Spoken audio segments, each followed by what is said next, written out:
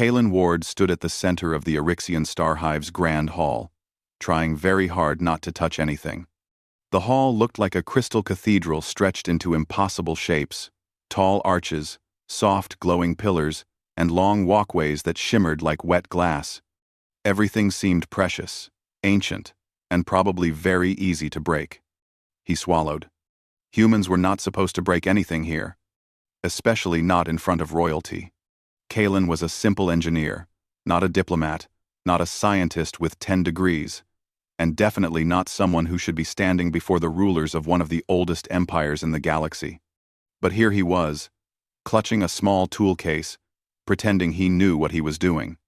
He had only been invited because the Eryxians needed a different mind to look at their failing gravity core, some giant device buried deep inside the star hive that kept their entire living structure balanced in space. Their own engineers had tried everything, and none of it worked. Someone had said humans were good at odd solutions, which was a polite way of calling humans chaotic problem solvers. Kalen personally agreed. Humans were chaotic. Especially him. The hall was quiet except for the soft hum of energy flowing through the crystalline walls. Hundreds of Eryxians stood around the edges of the space, tall and graceful in their shimmering armor. Their helmets were smooth and featureless, their movements calm and slow, like they were part of a single rhythm. At the far end of the hall stood Queen Zyra. Kalen had seen alien leaders before on screens, but Queen Zyra was different. She wasn't just tall, she was statuesque, elegant, with armor made of pearlescent plates that reflected light, like moonlit water. The edges of her armor glowed faintly with symbols Kalen didn't understand. Her eyes, when they caught the light, looked like liquid silver. He tried not to stare. Really, he did. But it was hard not to. An attendant stepped beside him. "You will soon present yourself to her radiance," the attendant whispered. "Remain calm. Walk slowly. Avoid unexpected movements. And do not make physical contact."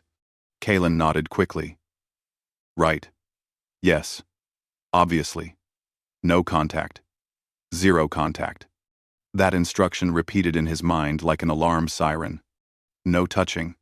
No brushing. No bumping. Not even by accident. He took a deep breath, kept his eyes forward, and stepped toward the Queen. He made it 3 steps before something went wrong. A small maintenance drone zipped out from behind a pillar, carrying a scanning device. It moved suddenly across Kalen's path, surprising him. Instinctively, he twisted his body to avoid bumping into it. It was a normal movement, simple, human, clumsy, and terribly timed. His foot slid. His center of balance tipped. He swung his arm out to catch himself, and his gloved hand brushed against something smooth and cool. A ripple of light flashed across his fingers. Time seemed to freeze. Kalen's brain screamed. He already knew what he had touched. Queen Zyra. More specifically, her armor. The Queen's armor. The most forbidden thing he could have possibly brushed. His hand snapped back like he had touched fire. His heart slammed against his ribs. The hall, previously filled with soft hums and quiet movement, went utterly still. Every Eryxian in the chamber froze mid-motion. Attendants stopped where they stood. Guards stiffened. The air itself felt like it held its breath. Queen Zyra turned her head very slowly toward him. Kalen felt his knees threaten to drop him to the floor.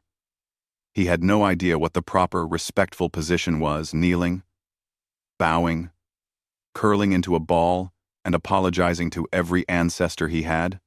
He chose to simply stand very still, because his body refused to move anyway. The Queen's voice filled the hall.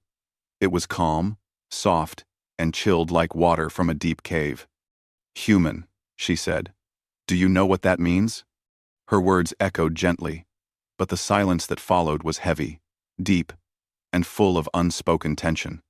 Kalen didn't know what it meant. He didn't even know what it could mean. He had just accidentally brushed her armor with one tiny part of his glove. How big of a problem could that be? Probably a huge problem. Kalen's voice cracked. "No?" The answer did not seem to comfort anyone. If anything, a few attendants made a sound that might have been a gasp. One guard subtly tightened their grip on a ceremonial staff. The energy in the room thickened. Queen Zyra stepped toward him, her armor giving off soft crystalline chimes. She stopped an arm's length away from him, close enough that he could see the faint shimmer of her scales beneath the armor plates. Her silver eyes studied him, searching, measuring, trying to understand this small, awkward human who had just broken an ancient rule.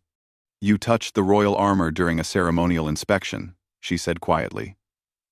"Such contact carries an ancient meaning among my people." Kalen's mouth went dry. His brain went blank. His heart was making escape plans. "Okay," he whispered. Instead of answering immediately, Queen Zyra tilted her head, observing him with something that looked almost like curiosity. There was no anger in her expression, or at least none he could read, but her silence created more fear than shouting ever could. Around them, the Eryxians waited without moving. Kalen forced himself to speak. "It was an accident," he said carefully. I didn't mean any disrespect." The queen blinked slowly, once. "I know it was not intentional," she replied. He stared at her in shock. She knew? Then why did everyone look like they were watching the beginning of a historical disaster? Queen Zyra's tone softened slightly. "In our oldest traditions," she said, touching the armor of a monarch during a ritual ceremony, "invokes the right of concord." That didn't help Kalen at all. It sounded important. It also sounded terrifying. "I don't know what that is," he admitted quietly. Her lips curved just slightly. Not quite a smile, more like a thoughtful expression. "It is a right that has not been invoked in centuries," she continued. "It marks a challenge, or a joining of purpose, a bond, decided by contact." Kalen blinked. A bond? A challenge? What was he supposed to do with that? He wished very strongly he could go back 5 minutes and not avoid that drone. He wished someone had given him a training manual titled, "How Not to Accidentally Invoke Alien Rituals." He wished humans had invented a helmet that let you disappear on command. Queen Zyra studied him again. "This was not planned," she said.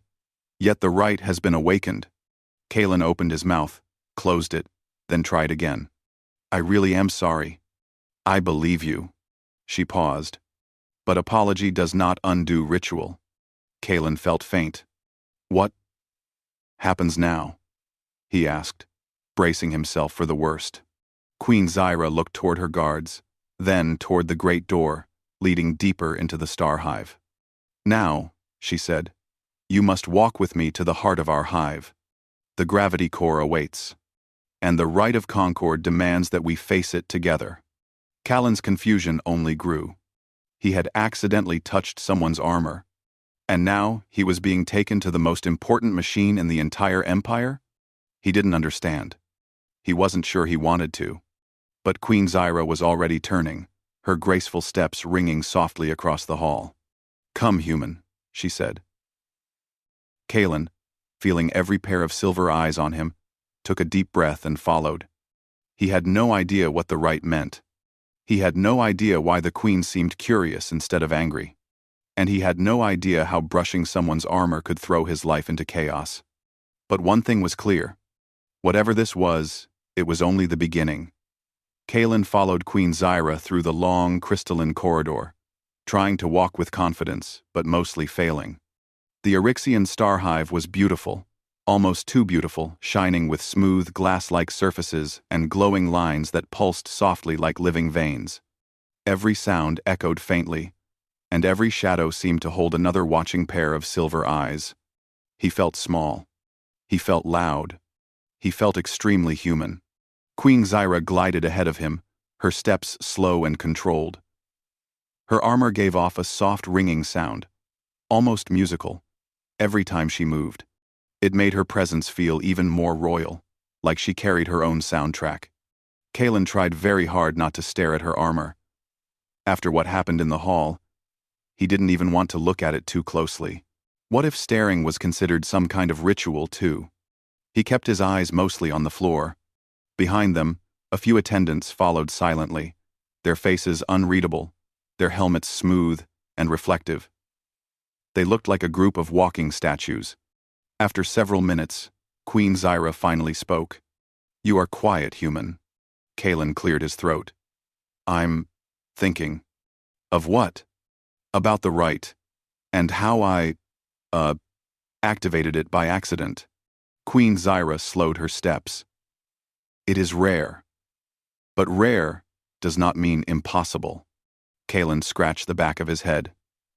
"Do most people avoid touching your armor for this reason?" "Yes," she replied simply. "And because it is sacred." Kalen nodded quickly. "Right. Sacred. I get it. I'm really sorry." "I know," she said softly. "But the right is not punishment." He looked up at her, surprised. Her tone wasn't harsh or angry, in fact. It sounded calm, almost gentle. She noticed his confusion and added, "Among our people, the right of concord has two meanings.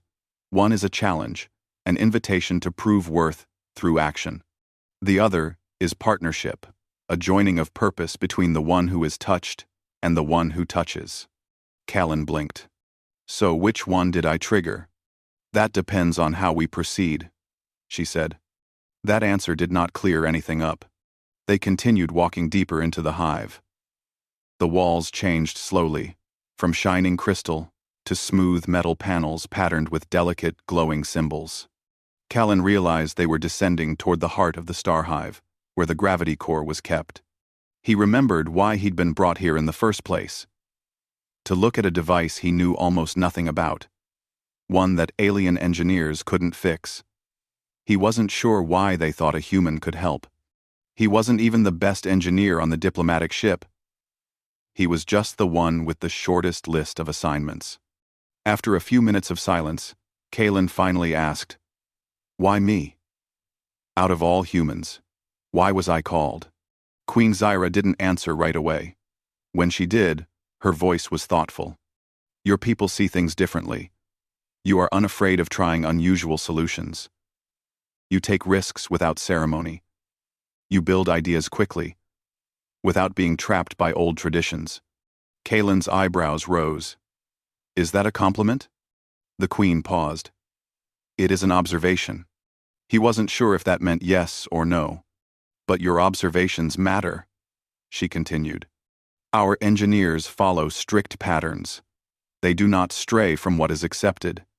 Yet, the gravity core is failing, and we have no answers within our traditions." Kalen frowned. "So you want me to think outside the box?" She turned her head slightly. "Box?" "Human expression," Kalen said. "It means to think differently." "Ah," she nodded. He tried not to laugh nervously. "Well, I'm good at that, especially the different part." They reached a wide, circular platform. A gentle vibration ran through the floor. Ahead was a large, transparent lift, shaped like a floating sphere of clear crystal. Queen Zyra entered first. Kalen stepped in after her, trying not to touch anything. The attendants followed, but stayed at the edges, silent and observing. When the doors closed, the sphere began to descend smoothly, almost like falling but without any weight. Kalen's stomach fluttered. Below them, great rings of machinery and layers of metal drifted past. The gravity core chamber was enormous, big enough to hold several city buildings. Lights blinked in complex patterns, and energy fields shimmered like fog caught in sunlight. Kalen's nerves grew. The Queen watched the chamber below with a distant expression. "Our hive is alive. Because of this core. If it collapses, we lose more than balance. We lose the heart of our empire." Kalen felt the weight of her words. He was still confused about the right, but the urgency of the gravity core's failure started to make sense. Maybe she wasn't angry, because there was no time for anger. Maybe this accident had simply pushed him into a position they had hoped he would take anyway. As the lift slowed, Queen Zyra turned to him. "Your accidental action may have been a signal," she said. A reminder that sometimes order must yield to unpredictability. Kalen blinked. You think the accident was meaningful? The universe has a sense of timing, she replied. Even chaos can serve purpose. Kalen didn't know what to say to that. He wasn't used to being treated like some kind of fate-chosen participant in an alien rite. Usually, he tripped over cables and misplaced his tools. When the lift doors opened, a cool breeze washed over them. The chamber was much brighter than he expected. White-blue light came from rows of tall crystal rods circling the central machine, a giant sphere suspended in midair, spinning slowly and surrounded by glowing rings. Even from here, Callan could tell something was wrong. The rings were shuddering slightly, and the glow flickered unevenly. An Orixian engineer approached, bowing deeply. Your radiance. The core grows unstable again. We have prepared the diagnostics for the human. Kalen shook his head. You don't have to call me the human. My name is Kalen. 8. I weigh. I waited. I weigh. I weigh. The engineer blinked, slightly surprised. Callan, he repeated carefully. Queen Zyra stepped closer to the core, her eyes narrowed. Show him. A panel opened, revealing a display of flowing symbols and diagrams. Kalen stared at it. Everything looked complicated. Elegant, but complicated. Still, something caught his eye. The system didn't have any autocomplete failsafes. No backup loops. No security layers behind the primary rotation sequence. It was like someone built a fancy spaceship engine but never added a simple emergency brake. Wow, Kalen muttered. This is really old-fashioned. Queen Zyra looked at him. Old-fashioned? In human terms, he said gently. It's beautiful design, but missing some basics. The Queen folded her hands. It is our sacred structure. We do not alter its ancient form. Callan rubbed his face. That might be the problem. The attendants shifted slightly, as if his words were surprising, maybe even strange. But Queen Zyra tilted her head. You see something we do not? I think I see why it's failing, Kalen said slowly. And maybe how to fix it. But the solution might feel odd. Queen Zyra's silver eyes brightened with curiosity. Explain. Well, Kalen took a deep breath. Humans sometimes use a harmonic overload to reset a system's energy flow. It's risky, kind of messy, but it forces everything back into alignment. It's like shaking a stuck machine until it works again. Several attendants looked alarmed. But the Queen? She smiled just slightly. Unclean engineering, she said softly. A method our ancestors once used. A method we abandoned. But it works, Callan said. At least for us. Queen Zyra stepped closer to the core. And you believe it will save ours? I think it's worth trying, Callan said honestly. If nothing else is working. The Queen looked at him for a long moment. There was no frustration in her expression. Only interest. And trust unexpected, but real. Then the right has spoken, she said. You and I will face this problem together. Callan felt something shift inside him. Fear didn't disappear, but something else grew alongside it. Hope. Maybe this wasn't a disaster. Maybe this was the reason he was here. Queen Zyra extended her hand toward the core. Come, Callan Ward, she said. Let us begin. And for the first time since the accidental touch, Callan felt ready. Callan stood at the base of the gravity core, staring up at the huge, spinning sphere. It floated in the air like a miniature star, glowing with blue-white light. Thin rings rotated around it, shaking slightly every few seconds, in a way that made Callan feel nervous even from a distance. Queen Zyra walked beside him, her armor catching the light and breaking it into 1,000 soft reflections. She moved without fear. But Callan could tell she was watching everything closely. The trembling rings, the flickering light patterns, the uneven hum coming from the core. Attendants set up platforms and pulled back cables to give Callan room. A few exchanged uncertain glances, unsure what unclean engineering meant for their ancient machine. Callan opened his tool case. He had simple human tools: a handheld scanner, a small laser calibrator, a few cables, and a portable harmonic tuner that looked like a metal brick with knobs. Compared to the elegant alien technology around him, his tools looked like old toys. He heard a soft breath behind him. One of the engineers whispered, "Is the human really going to use those? Are human. Do those. Are human. Queen Zyra answered calmly. If his mind works differently, then so will his tools. Callan almost smiled. It was strange. Hearing support from someone so powerful. He felt like he had to prove her trust wasn't a mistake. He approached the core slowly, scanning the energy waves. The scanner beeped in a fast, uneven pattern.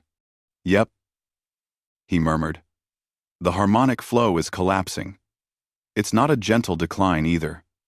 It's like a clogged pipe with pressure building behind it." Queen Zyra stepped beside him.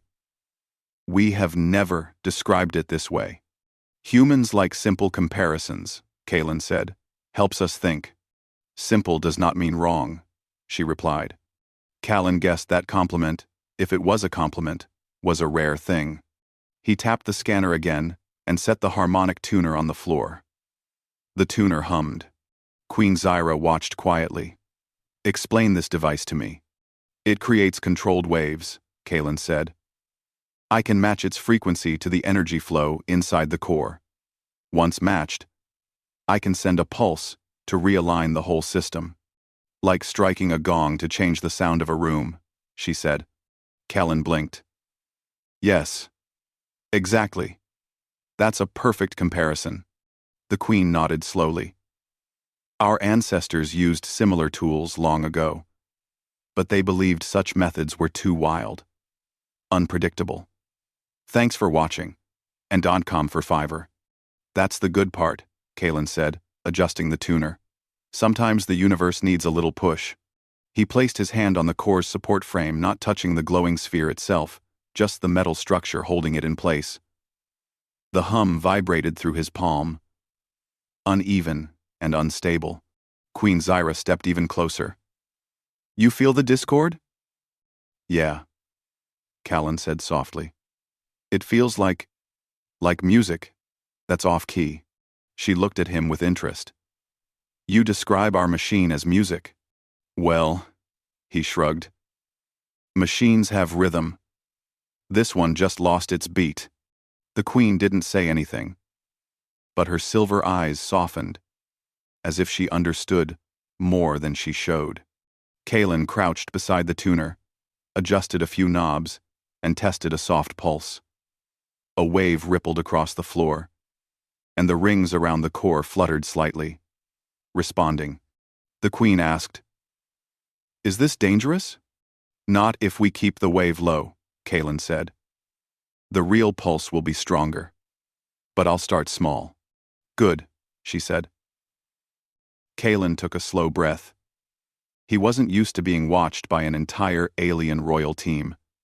He wasn't used to being watched by a queen. But somehow, her calm presence made him feel steadier. He placed one hand on the tuner, one hand on the core's frame, and closed his eyes to focus. He felt the vibrations again, uneven, shaky, almost tired. Machines didn't have feelings. But he could almost imagine this one was exhausted, holding too much, carrying too much weight. He whispered, "Okay, let's help you breathe again." He matched the tuner's frequency to the vibration in the frame.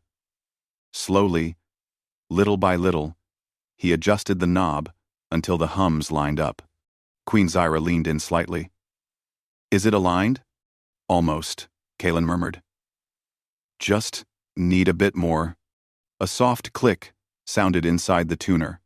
Callan smiled. "There. Matched." He looked up at the Queen.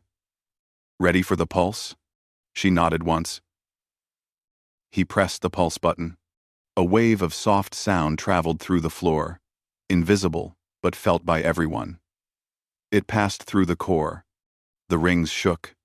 The light flickered. Then, a stronger, steadier hum returned for a moment. The attendants murmured in surprise. The flickering slowed. The rings straightened slightly. "That's good," Callan said. "It means the method works." Queen Zyra tilted her head. "But the core is still unstable." "Yeah," Callan admitted. "That was the gentle pulse. Now we need a proper one." She crossed her arms. "Explain the difference."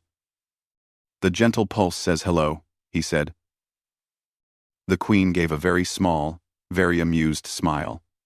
"Then let us push." Callan steadied himself, checking the tuner again. He increased the wave output, watching the display rise.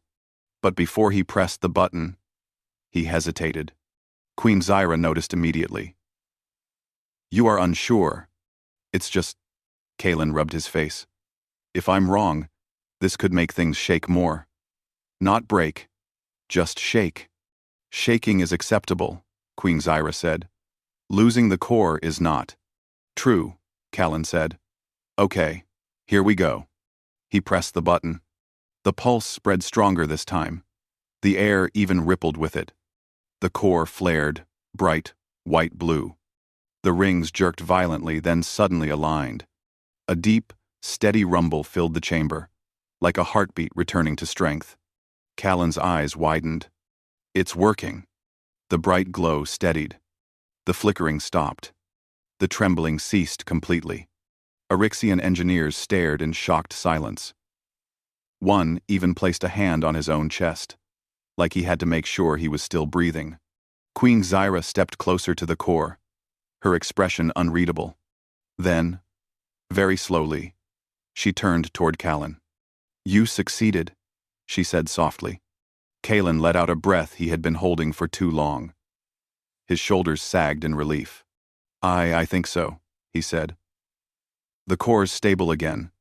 It'll need monitoring, but the main flow is balanced." The Queen looked at him with something warm in her eyes. Not joy exactly, not excitement, something deeper. Respect. "You have done what our engineers could not," she said. "Your unorthodox idea, your human method has restored our heart." Callan felt heat rise in his face. "I just tried something different." "Exactly," the Queen said. She took a step closer. Now she stood only a breath away from him. Her armor reflected his face in tiny broken shapes. "The right did not choose poorly," she said quietly. "Contact with my armor created a bond, but your actions have strengthened it." Callan felt his chest tighten with nerves. "Not fear something else." "Queen Zyra," he said softly, "does this mean the right is becoming the second meaning? The partnership one?" She held his gaze for a long moment. "That depends on what comes next," she said. "A ritual is shaped by both sides." He swallowed. "And what comes next?" She turned to the core, then back to him. "We announce the first human Orixian concord," she said. "But before that, there is still more to understand. More to test. More to decide. Together." Callan didn't fully understand the Queen's tone, but he felt something important had changed. Between them. Between their peoples. Between everything. She stepped back and gestured gently.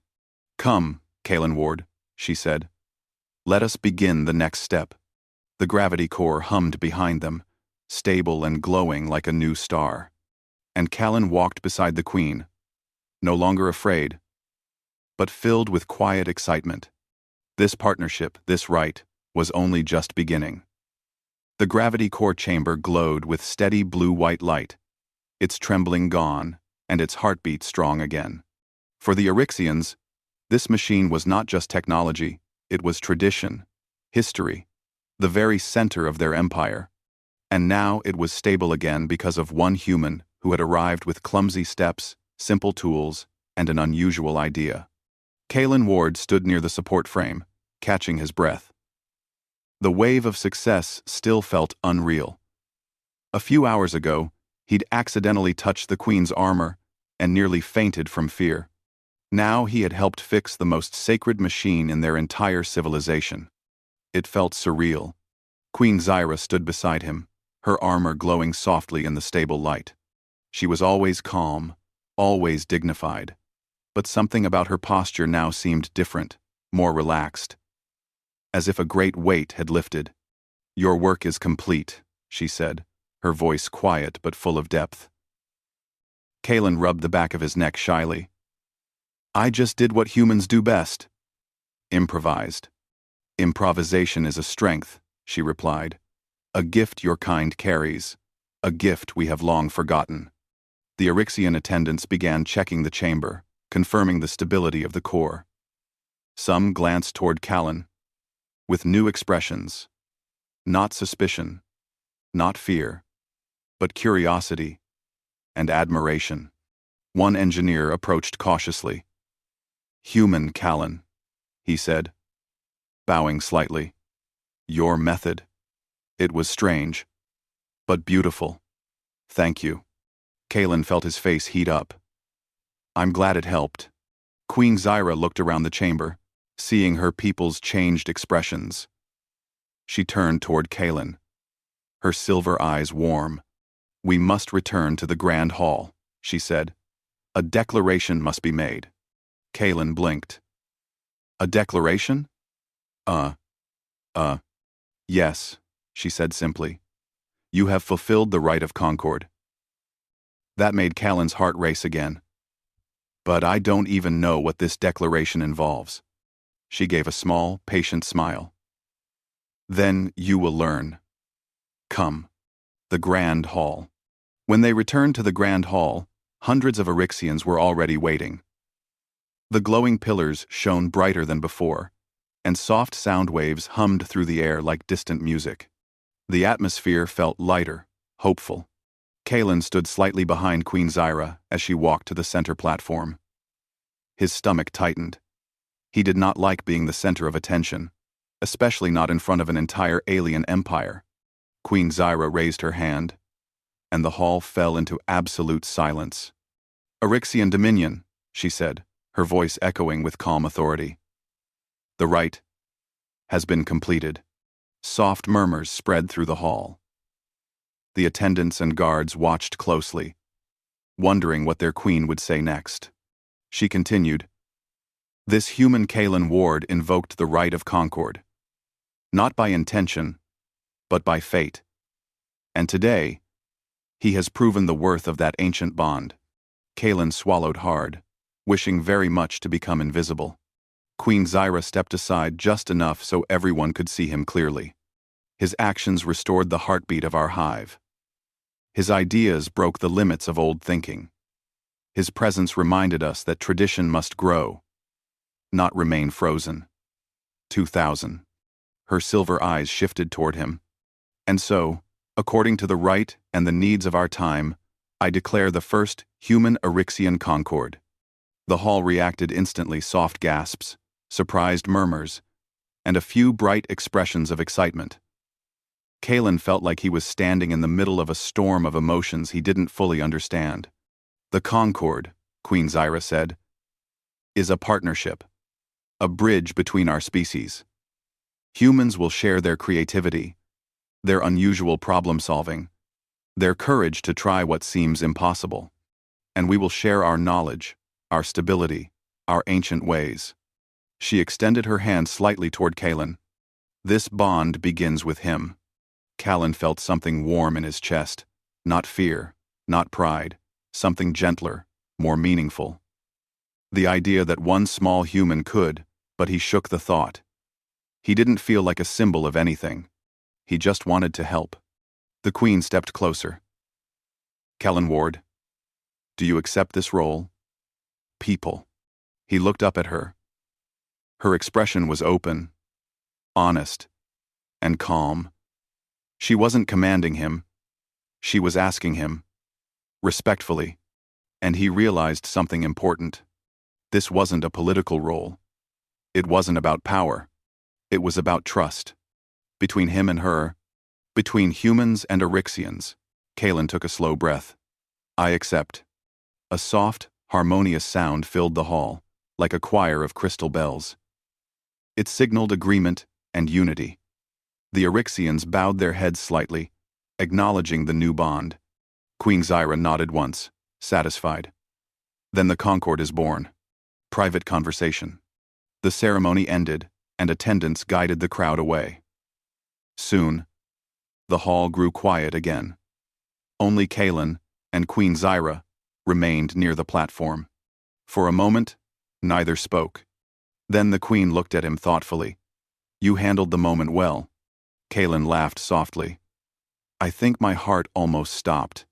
That is natural, she said. He rubbed his arm awkwardly. So, we begin the partnership, she said.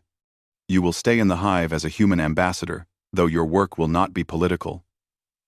You will help us rediscover creativity. You will teach methods of thinking that we have forgotten. Kaelin's eyes widened. Me? A teacher? Not a teacher, she corrected gently. A guide. Someone who opens new paths. He thought about that.